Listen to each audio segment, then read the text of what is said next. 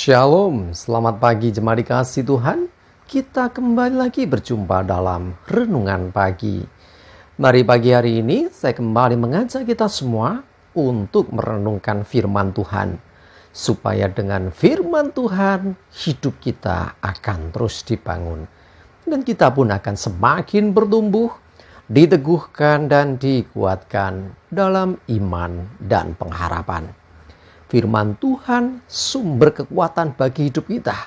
Firman Tuhanlah kebenaran yang sejati. Firman Tuhan pedoman dan penolong bagi kita semua. Dan bahkan firman Tuhan jugalah yang akan senantiasa menuntun kita dan menerangi setiap langkah hidup kita. Mari jemaat dikasih Tuhan, sebelum kita merenungkan firman Tuhan pagi hari ini, mari bersama-sama kita akan berdoa terlebih dahulu. Bapa di surga, kembali lagi kami datang ke hadirat-Mu. Kami menaikkan segala puji syukur atas segala kebaikan-Mu dalam hidup kami ya Tuhan.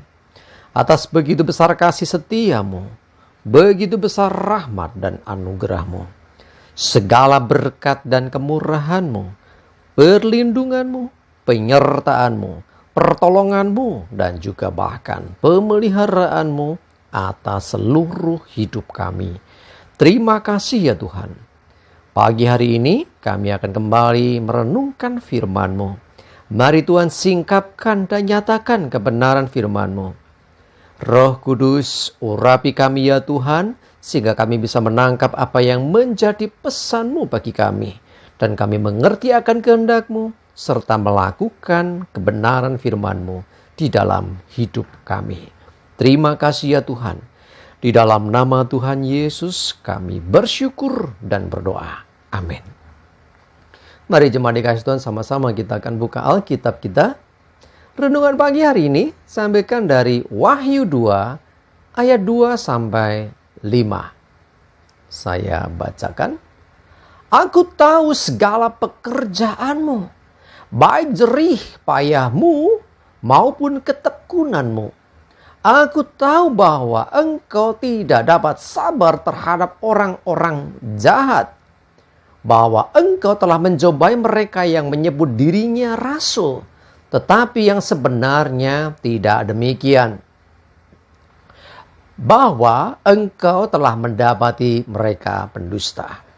Dan engkau tetap sabar dan menderita oleh karena namaku. Dan engkau tidak mengenal lelah. Namun demikian, aku mencela engkau karena engkau telah meninggalkan kasih-Mu yang semula. Sebab itu ingatlah betapa dalamnya engkau telah jatuh. Bertobatlah dan lakukanlah lagi apa yang semula engkau lakukan. Jika tidak demikian, aku akan datang kepadamu dan aku akan mengambil kaki dianmu dari tempatnya, jikalau engkau tidak bertobat.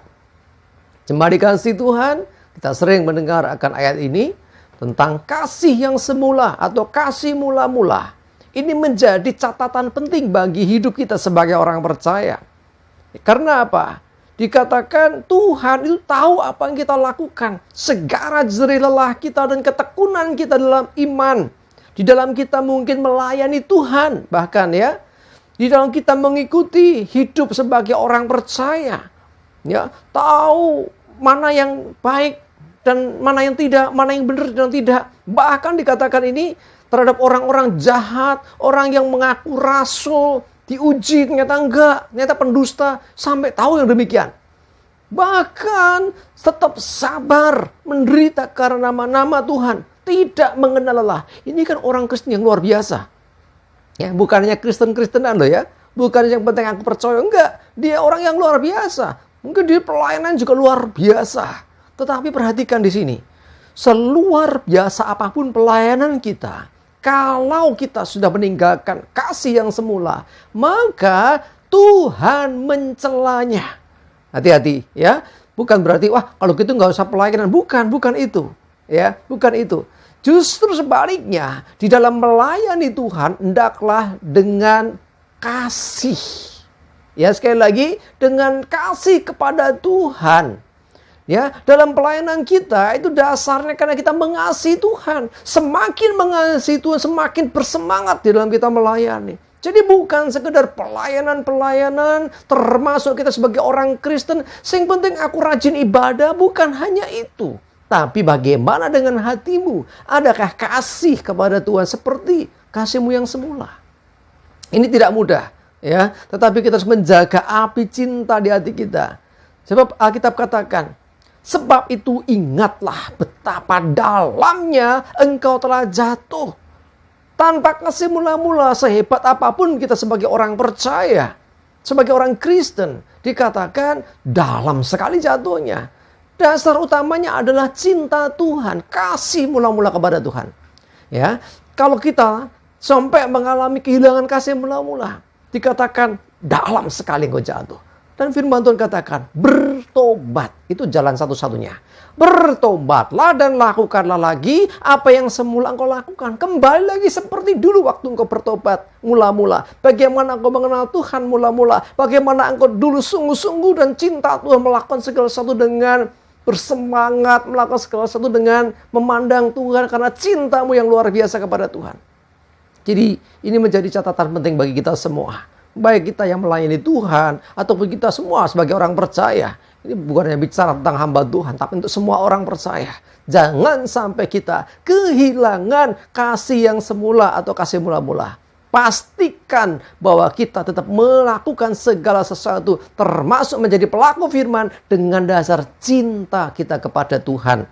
Yuk, jaga api cinta, tetap berkobar, tetaplah menyala-nyala, tetaplah beri waktu untuk berkasih-kasihan dengan Tuhan. Apa itu maksudnya? Berkasih-kasihan dengan Tuhan. Maksudnya adalah kita selalu menjaga hati kita, cinta kita kepada Tuhan. Yuk, jangan biarkan kesibukan kita, jangan biarkan kegiatan agama kita, termasuk kehidupan kita sebagai orang Kristen ini justru dilakukan hanya sekedar melakukan perintah.